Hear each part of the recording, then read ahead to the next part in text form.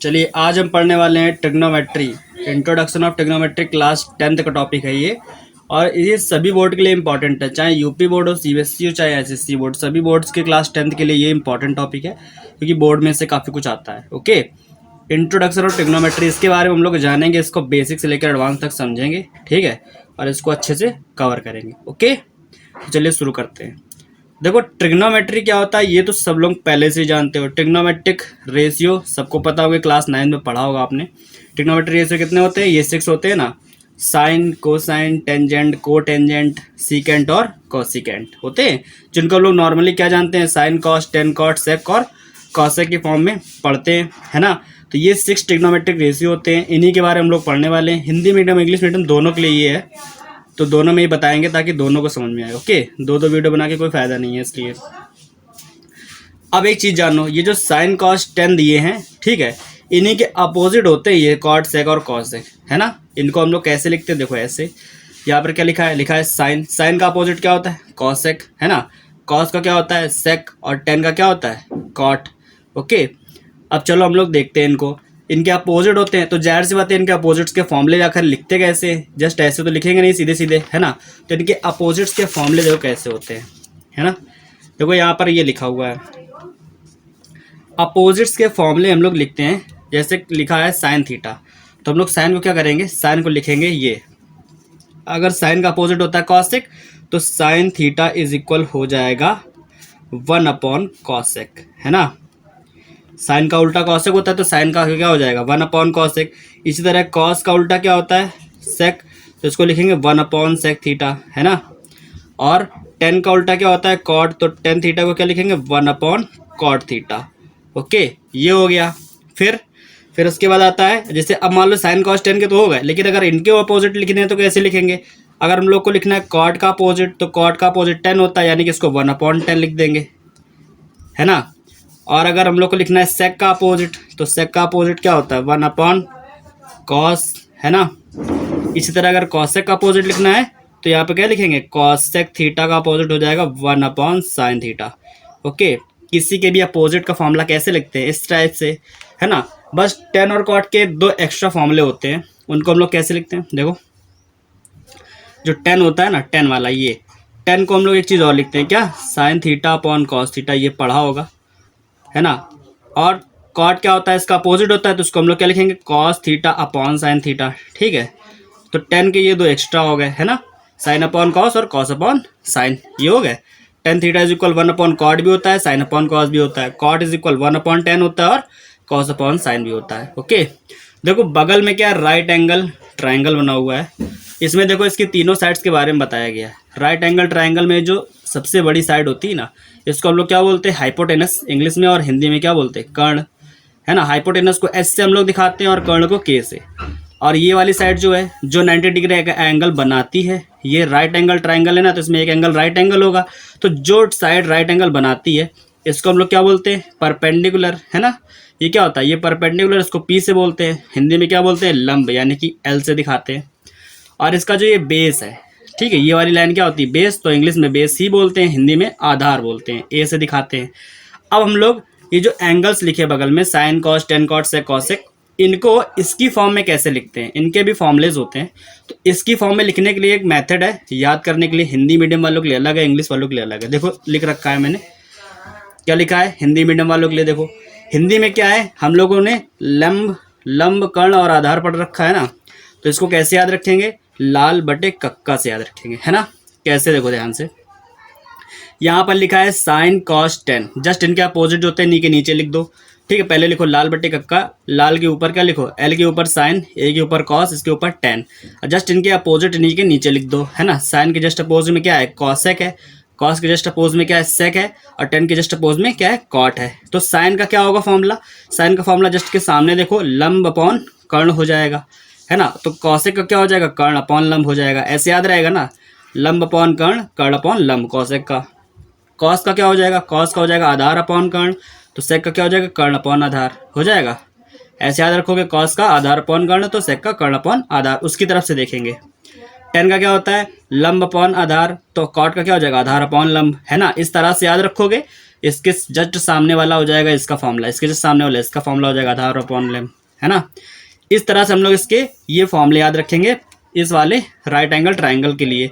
ये हम लोग को आगे चलकर पाइथागोरस थ्योरम में काम आने वाले हैं। ओके, अब आगे देखो इंग्लिश वाले कैसे याद रखेंगे भाई। इंग्लिश वाले कर्ण को कर्ण तो बोलते नहीं है, इंग्लिश वाले कर्ण को क्या बोलते हैं, हाइपोटेनस बोलते हैं। और परपेंडिकुलर होता है लंब, और बेस यानी आधार क्या होता है, इनका बेस होता है। तो इसको कैसे याद रखेंगे, P B P upon H H B. याद करने का तरीका क्या है, पंडित बद्री प्रसाद हर हर बोले, है ना। ये मेथड आपकी बुक में भी लिखा होता है, इसको याद रखना। पीबीपी का मतलब परपेंडिकुलर बेस परपेंडिकुलर, और एचएचबी का मतलब है हाइपोटेनस हाइपोटेनस और बेस, है ना। लिखेंगे वैसे ही साइन कॉस टेन लिखेंगे और पीबीपी अपॉन एचएचबी लिखेंगे, उसके अपोज में कॉस सेक सेक और कॉट लिख देंगे, है ना। फिर क्या करेंगे, देखो साइन के सामने क्या आ रहा है, पी अपॉन एच, तो साइन का फॉर्मूला हो जाएगा P upon H perpendicular upon hypotenuse. Cosec के सामने क्या आ रहा है, हाइपोटेनस अपॉन परपेंडिकुलर, तो एच अपॉन पी कॉसेक का फॉर्मूला हो जाएगा। इसी तरीके कॉस का क्या है, बी अपॉन एच यानी कि बेस अपॉन हाइपोटेनस हो जाएगा।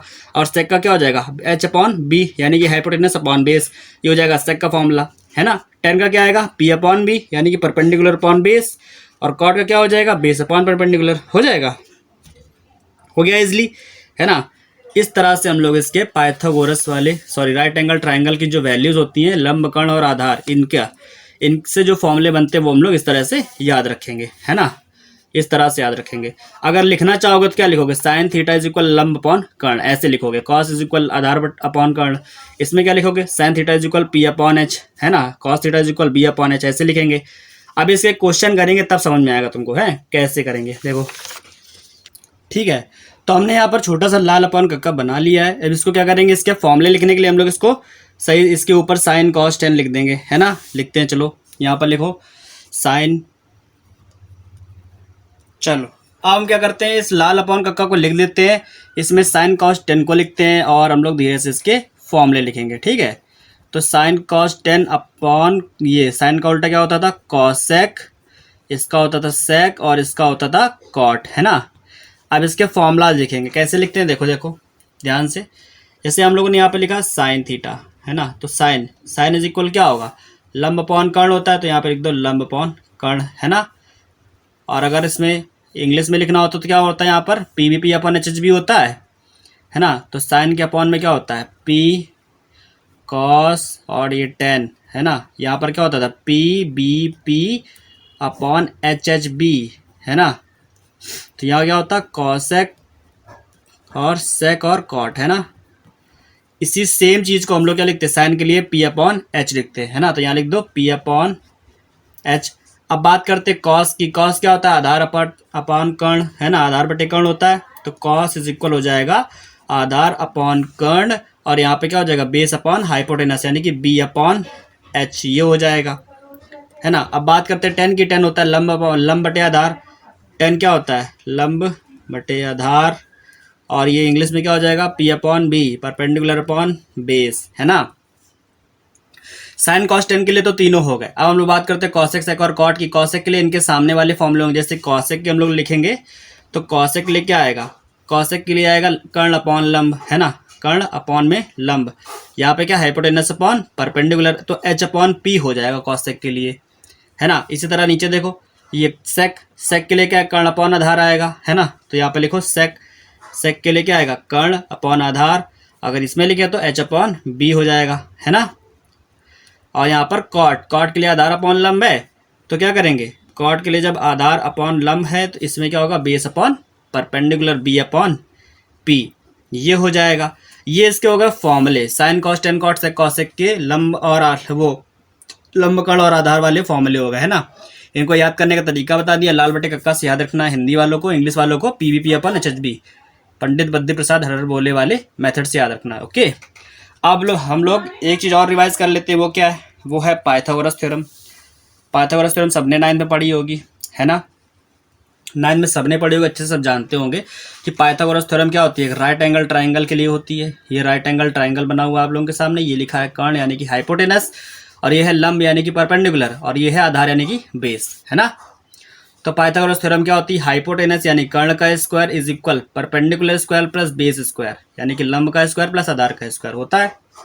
कर्ण का स्क्वायर बराबर लंब का स्क्वायर प्लस आधार का स्क्वायर। कर्ण यहाँ पर कौन सी साइड है, ए सी, तो यहाँ लिख दो AC का स्क्वायर इज इक्वल क्या हो जाएगा, इज इक्वल लंब क्या है, लंब है BC, तो यहाँ लिख दो BC का स्क्वायर प्लस प्लस क्या है बेस, बेस क्या दिया हुआ है, बेस है हम लोग का AB, AB बेस है ना, तो यहाँ लिखो AB का स्क्वायर। ओके, ये हो गया, ये क्या हो गया पाइथागोरस थ्योरम, यहाँ पर लिख दो सब कुछ, है ना। ये हो गया AC का स्क्वायर इज इक्वल BC का स्क्वायर प्लस AB का स्क्वायर, दिख रहा है ना, ठीक है अब चल रहा सही से पेन, है ना। AB का स्क्वायर, ये होती है पाइथागोरस थ्योरम, और इस पर डिपेंडेंट हम लोग क्वेश्चन करने वाले हैं आज, है ना।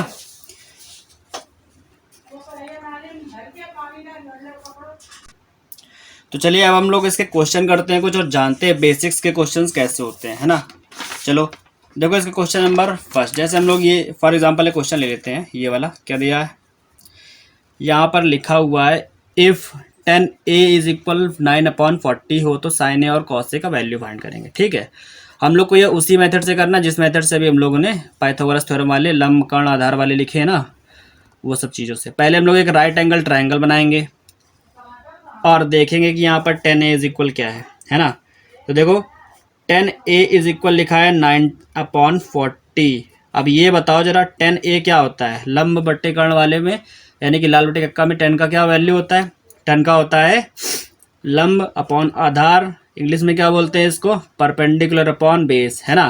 तो इसका परपेंडिकुलर क्या है 9 है, तो यहाँ पर लिख दो 9, और यहाँ पर इसका हाइपोटेनस सॉरी इसका जो बेस है वो क्या है 40, तो यहाँ लिख दो 40। ठीक है, इस ट्राइंगल का नाम दे दो भाई AB और C, ये हो गया। अब हम लोग इस ट्राइंगल में पाइथागोरस थ्योरम लगाएंगे, और ये कर्ण हमको नहीं पता है यानी कि हाइपोटेनस नहीं पता, तो हम लोग इसको पहले फाइंड करेंगे। तो यहाँ लिख दो फ्रॉम पाइथागोरस थ्योरम। ठीक है, पाइथागोरस थ्योरम लगाएंगे। अब देखो पाइथागोरस थ्योरम क्या होती है, इसके अकॉर्डिंग चलेंगे तो पाइथागोरस थ्योरम होती है कर्ण का स्क्वायर यानी कि AC का स्क्वायर इज इक्वल BC का स्क्वायर प्लस AB का स्क्वायर, ये होता है ना। अब AC तो पता नहीं है, BC का वैल्यू पता है हम लोगों को, BC का वैल्यू क्या था 9, यहाँ पे 9 है, P नहीं है 9 है, तो यहाँ लिख दो 9 का स्क्वायर प्लस 40 का स्क्वायर लिख दो, है ना, कर दिया। अब 9 का स्क्वायर होता है 81 प्लस 40 का स्क्वायर होता है 1600। इन दोनों को जब ऐड करोगे तो क्या आएगा, इनको जब ऐड करोगे तो आएगा 811681, ये आ गया। अब हम लोग को क्या मिला है, ये मिला है AC का स्क्वायर इज इक्वल 1681, है ना।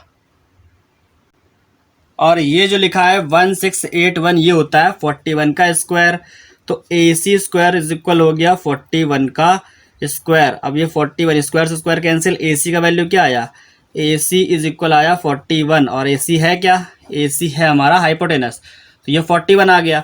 हम लोग को वैल्यू किसका फाइंड करना था, साइन ए का और कॉस ए का, है ना। तो हम लोग यहाँ पर लिख लेंगे साइन ए और कॉस ए।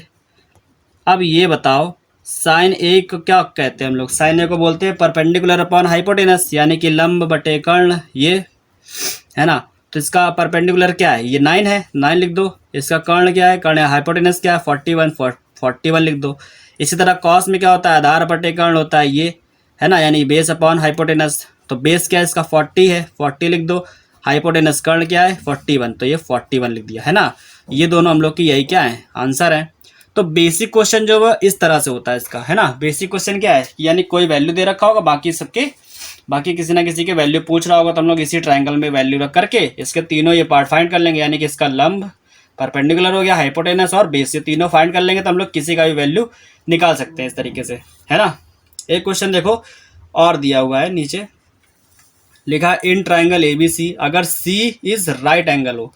ठीक है, अब यहाँ पर बोल रहा है C क्या है, C एंगल जो है वो राइट एंगल है, तो हम लोग एक राइट एंगल ट्राइंगल बनाएंगे ये, और जहाँ पर राइट एंगल होता है उसको हम लोग वहाँ पर किसको रखेंगे, C को। ठीक है, तो राइट एंगल ये होता है, तो यहाँ पर क्या रखेंगे, यहाँ पर लिखेंगे C।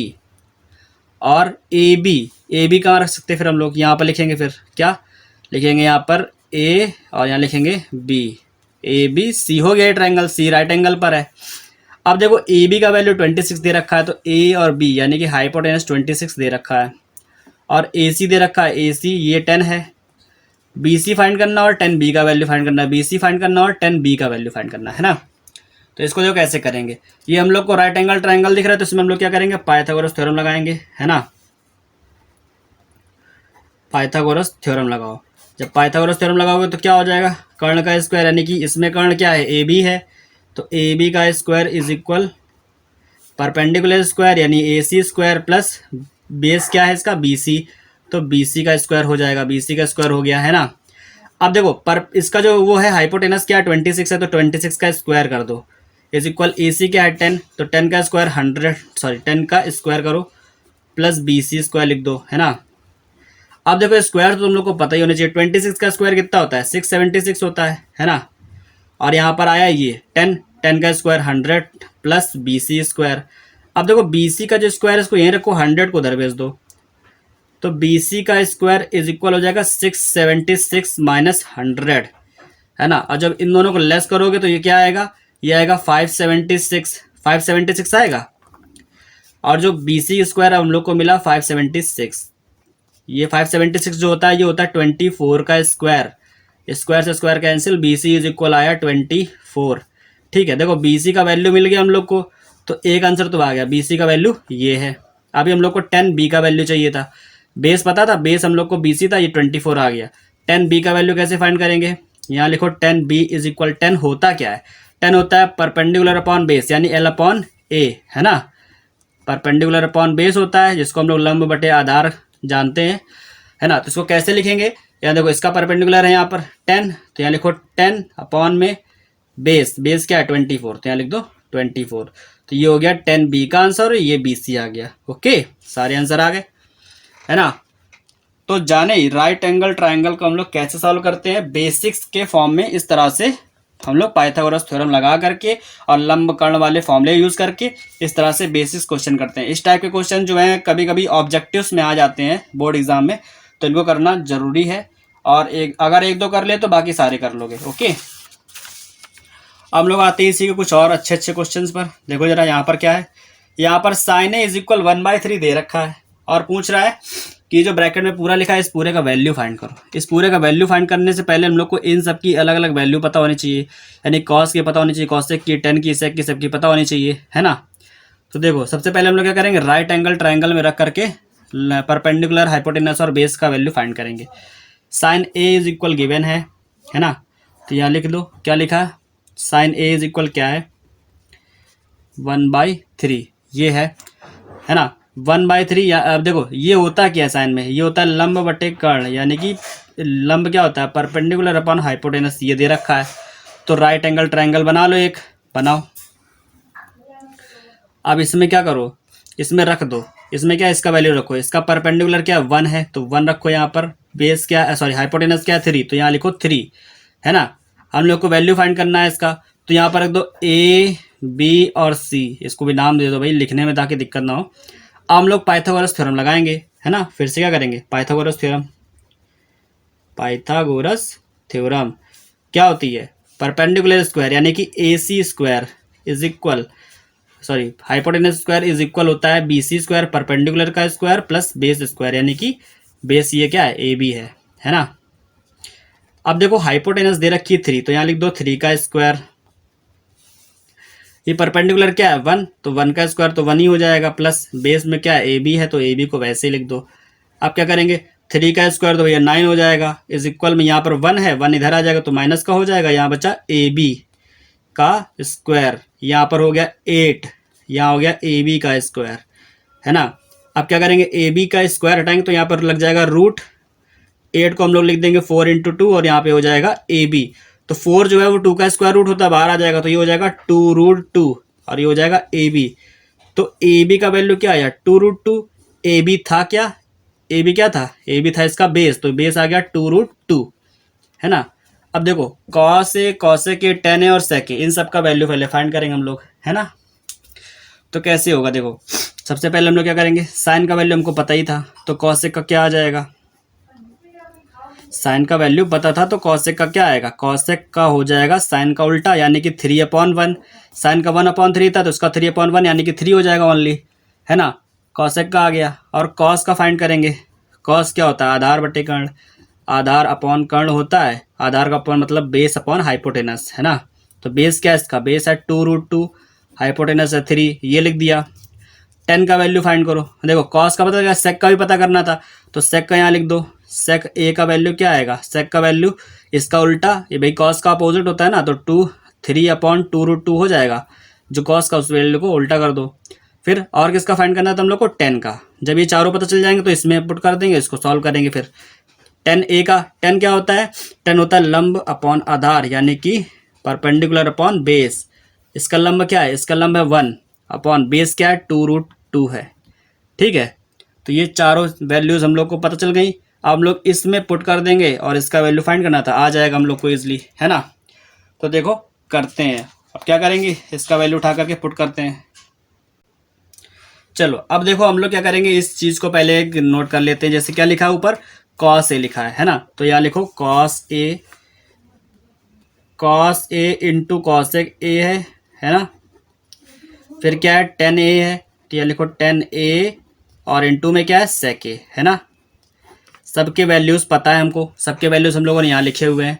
कॉसेक कॉस का वैल्यू क्या 2√2/3 है, तो कॉस का वैल्यू लिख दो यहाँ पे 2√2/3 है ना, इंटू कॉसेक का वैल्यू है 3, तो यहाँ लिख दो 3, प्लस टेन का वैल्यू क्या है 1/2√2, 1/2√2 इंटू सेक का वैल्यू 3/2√2 है, तो 3/2√2 कर दो, है ना।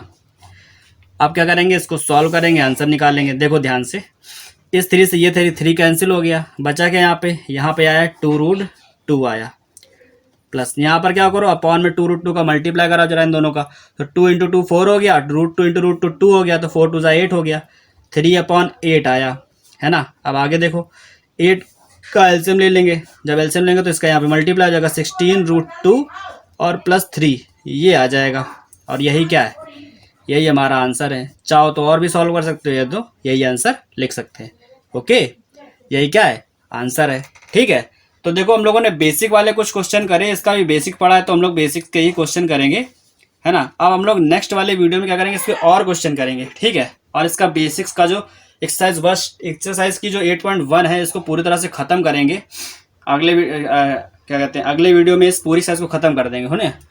और ये जो यूपी बोर्ड की जो 8.1 एक्सरसाइज है, ये सबके लिए इंपॉर्टेंट है, क्योंकि बेसिक है इसमें, और किसी भी बोर्ड में बेसिक पता होना बहुत ज़रूरी है। ट्रिग्नोमेट्री का बेसिक अगर पता है तो हम उसको अच्छे से अच्छे क्वेश्चन आराम से कर सकते हैं। ओके, तो नेक्स्ट वीडियो हम लोग इसके क्वेश्चन और करेंगे। देखो क्वेश्चन नंबर 4 लिखा है ना यहाँ से, तो क्वेश्चन नंबर 4 से स्टार्ट करेंगे। लगभग 20 से 30 क्वेश्चन हैं इसमें, तो हम लोग 30 क्वेश्चन आराम से करेंगे, और एक से एक अच्छे क्वेश्चन करेंगे। जरूरी नहीं कि सारे क्वेश्चन हम लोग लगातार करते चलें, जो अच्छे अच्छे क्वेश्चन के अच्छे अच्छे वर्जन आएंगे उनको करते चले जाएंगे, और पूरी तरह से खत्म करेंगे टॉपिक को। ठीक है, विद इन 5 से 6 या 7 वीडियोज में इसको पूरा खत्म कर देंगे। ओके, वीडियो अगर अच्छा लगा तो वीडियो को लाइक करो। तुम लोग गलती से अगर नए हो तो सब्सक्राइब करो, वो जो लाल वाला बटन है उस पे अपने जीजा जी फेंक के मारो या फूफा जी, मुझे नहीं पता, बस क्लिक हो जाना चाहिए। और चैनल को सब्सक्राइब जरूर करो।